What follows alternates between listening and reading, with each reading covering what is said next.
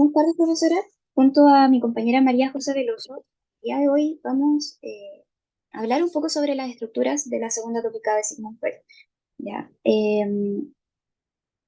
A modo de presentación del caso, vamos a enfocarnos en Meredith Grey, una mujer de 37 años que trabaja como médico cirujano en un hospital de Seattle. ¿Ya? Esta mujer vive una situación en donde se está ahogando. ¿Ya? Y a través del análisis de ese comportamiento, de la toma de decisiones que ella tiene posterior a esto, en una especie de shock, tratando de lidiar entre la vida y la muerte, vamos a poder observar cómo estas tres estructuras van, en el fondo, guiando sus decisiones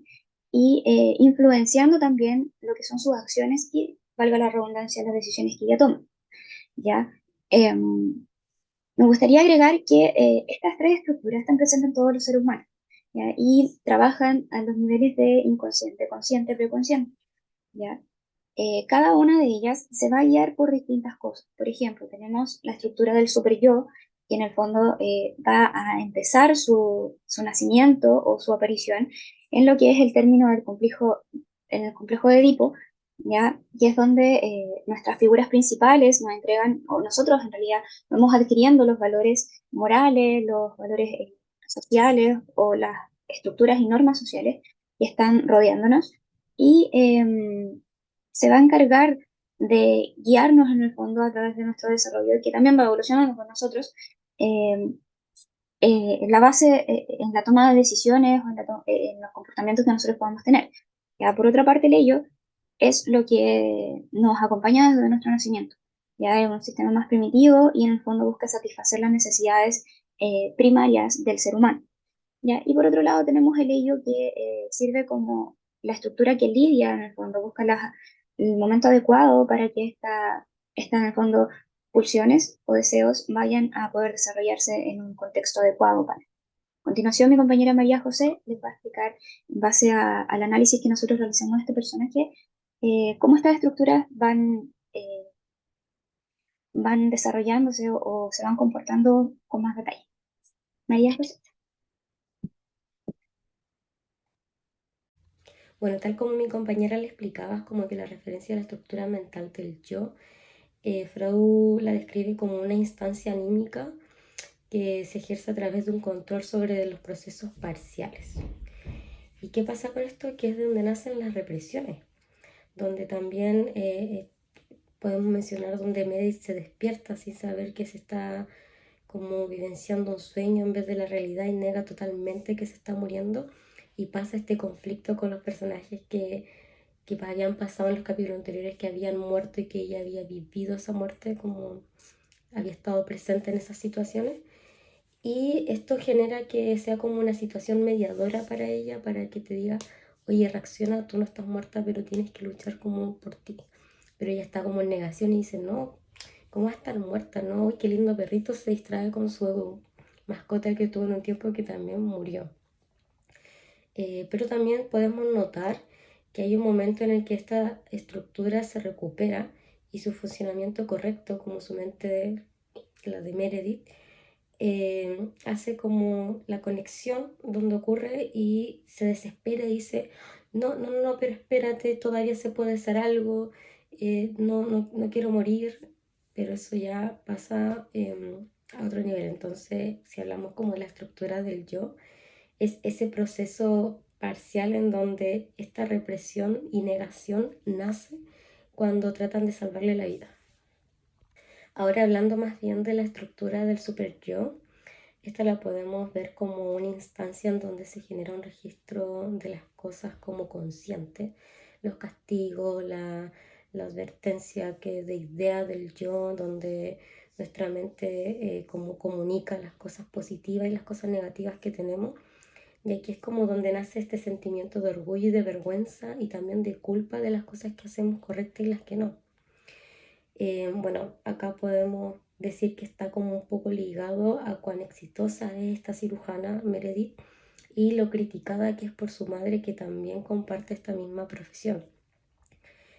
Nace también este momento en donde le dice de que no cumple con sus expectativas, que tiene un desempeño bajo profesionalmente, que siente vergüenza, rabia hacia ella y eso infiere obviamente en el comportamiento que se manifiesta cuando ella presenta como este shock en donde casi muere.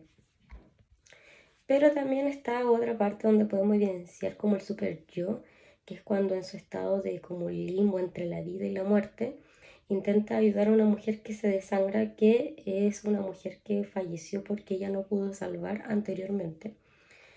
Y bueno, está como que cada cierto tiempo esta persona tiene unas crisis en ese como limbo y ella trata de salvarla, dice que todavía puede hacer algo y este comportamiento se puede como reflejar que posee como un valor integrado de ayudar a las personas, que necesita por sobre todas sus necesidades como ayudar más al prójimo más que a ella misma. Y aquí es como donde entra el complejo de Edipo, donde dice mi compañera, que nace como ese vínculo entre el desarrollo de este complejo, de la estructura como del super yo y la identificación por parte de la parte infante de Meredith. Y también entra también el caso del control maternal con el objetivo de integrar como estos aspectos que posiblemente sean como llamativos para la figura paterna. Entonces podemos decir también que Meredith integra como estos aspectos que son de gran importancia para ser como una mujer como su mamá, como un buen ejemplo y que se podría explicar como la elección de la profesión que ella tuvo cuando empezó a crecer, porque tenía que ser como su mamá, una cirujana exitosa. Y que también le provocó que tuviera como ese desempeño brusco totalmente y que ya no sepa realmente si eso era parte de ella o no, si es lo que realmente le gustaba. Bueno, y finalmente cuando nosotros explicamos el ello en la parte de Meredith, nosotros podemos decir que el ello, a modo como de contexto también, para Freud es como algo que está impulsado por las necesidades biológicas y que se rige por los principios como del placer y la liberación de estos líbidos. Y con esto podemos decir que Meredith está súper conectada con su parte más íntima en este momento donde ocurre este accidente y donde está obviamente el transcurso de todo el capítulo. Y, y, y su parte más instintiva indica que bueno, ya se va a ahogar y bueno, el peligro real se está yendo porque el peligro real y la amenaza que ella tiene es esa presión que tiene constantemente de su familia y lo que siente que puede ser también de sus amigos cuando no lo es. Entonces, como le hace sentir como tranquila, se puede decir de que le da un placer inconsciente el ya hundirse porque es una parte que se está relajando de su ser y como que descansa. Pero también tenemos súper claro que el ello eh, inconscientemente, como nace esta necesidad de placer mientras muere,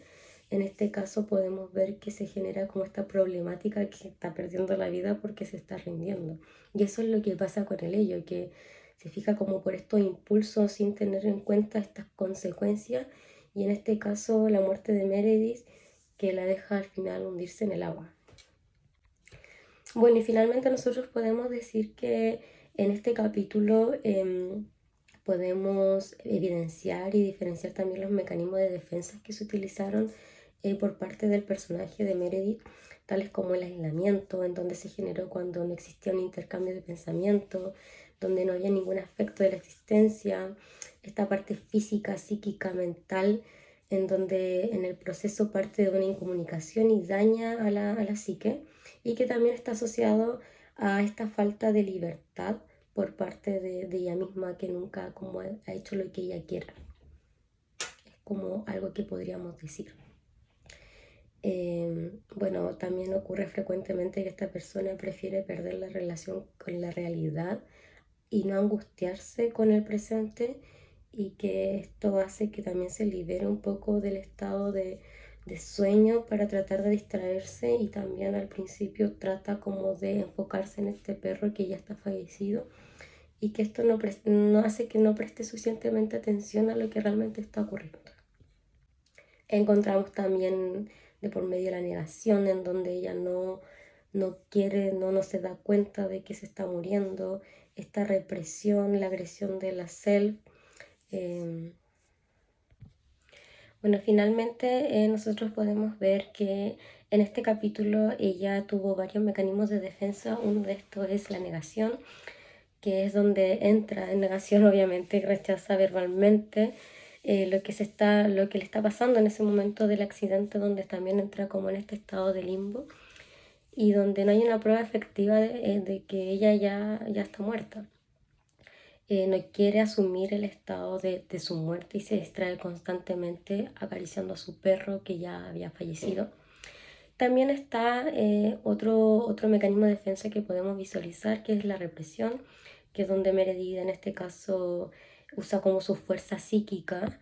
y se opone fuertemente a ese deseo de mecanismo de defensa de su yo y desaloja en esta conciencia una represión que resulta súper intolerable, y que no tolera más conflictos como de su vida personal y está como este conflicto interior del limbo que es morir o no morir, como me dejo llevar por esto o no. También vemos que entra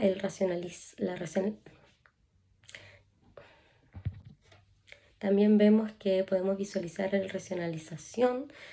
donde Meredith identifica el uso de mecanismos de su defensa, en donde su yo intenta defenderse de esta ansiedad y que está teniendo como estos capítulos que le producen como estos sentimientos y deseos inaceptables y que algunos de ellos para ella obviamente son inaceptables de su super yo, como lo que sucede cuando la paciente se desangra constantemente y ella no puede salvarle, como que no tiene ninguna explicación de eso, por qué le sigue pasando. Y finalmente podemos hablar también del desplazamiento de esta figura como materna que de sí misma, en donde este momento en el que tiene como esta discusión con su madre y obviamente posterior a esto deja de luchar para poder salir del agua y no ahogarse, se infiere en el desplazo como el sentimiento de ira, de su angustia, de todo el enojo y rabia que siente hacia su madre y se enfoca en ella. Y esto genera que esta situación de riesgo vital y daño a sí misma suceda constantemente y que al final pase esto de que no quiera luchar por su vida.